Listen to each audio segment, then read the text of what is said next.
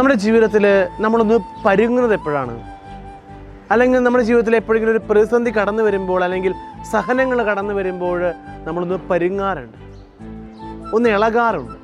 കുഴപ്പങ്ങളൊന്നും ഇല്ലാതെ ഇങ്ങനെ പോവുകയാണെങ്കിൽ സ്മൂത്തായിട്ട് കടന്നു പോകും. പക്ഷെ സഹനങ്ങൾ കടന്നു വരുമ്പോൾ ഒരു പക്ഷേ അത് സഹിക്കാനുള്ള ശക്തിയില്ലാതെ നമ്മൾ വേദനിക്കുമ്പോൾ പരാതികൾ പറഞ്ഞ് നമ്മളിങ്ങനെ കടന്നു പോകും. എന്തുകൊണ്ടാണ് എൻ്റെ ജീവിതത്തിൽ ഇങ്ങനെ കടന്നു വരുന്നത് എന്നൊക്കെ ചോദിച്ചുകൊണ്ട്.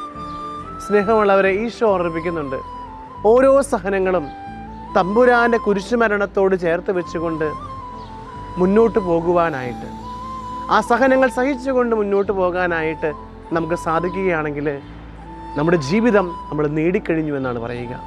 സ്നേഹമുള്ളവരെ, സഹനങ്ങളെ തമ്പുരാൻ്റെ ഹൃദയത്തോട് ചേർത്ത് വെച്ചുകൊണ്ട്, തമ്പുരാന് സമർപ്പിച്ചുകൊണ്ട്, ജീവിതത്തിൽ സഹനങ്ങൾ ആത്മാർത്ഥതയോടുകൂടി സന്തോഷത്തോടു കൂടി സ്വീകരിച്ചുകൊണ്ട് മുന്നോട്ട് പോകാനായിട്ട് നമുക്ക് സാധിക്കട്ടെ.